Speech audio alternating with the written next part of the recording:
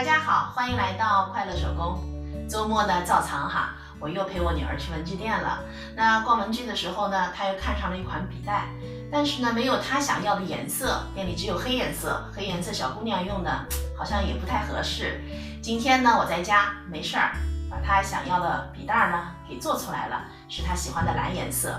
这个笔袋在做的过程中呢，我发现啊，其实要做成周正的长方形啊，还是挺困难的。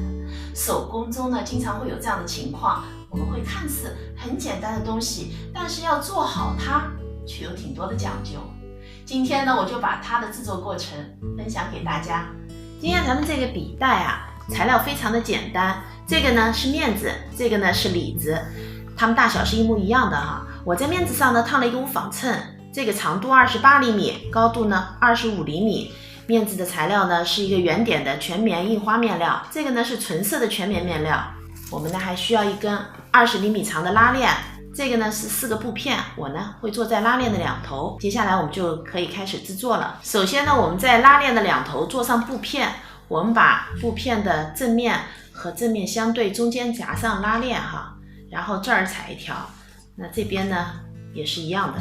拉链两端的布条呢固定好了。接下来呢，我们把拉链的正面和面子的正面相对，放在这个28厘米的这条边上，然后呢，我们盖上一个里子面料，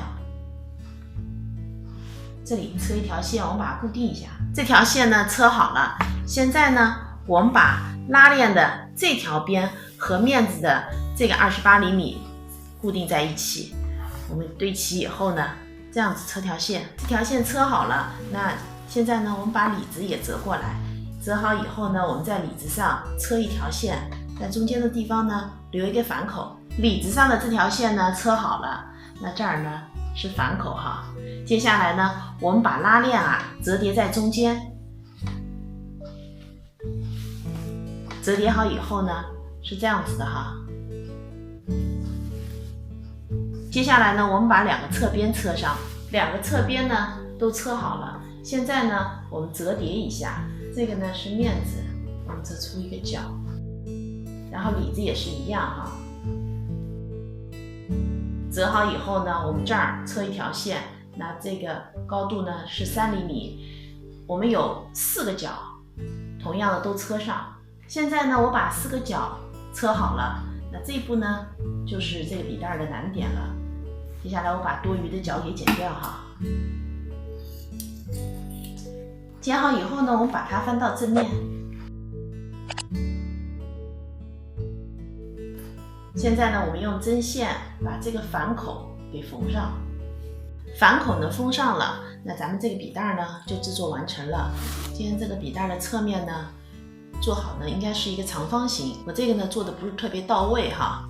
这也是为什么我说它看似简单，制作起来呢还是有难度的原因了。这期视频内容呢就是这些了，您的点赞评论是我继续下去的动力，咱们下期再见。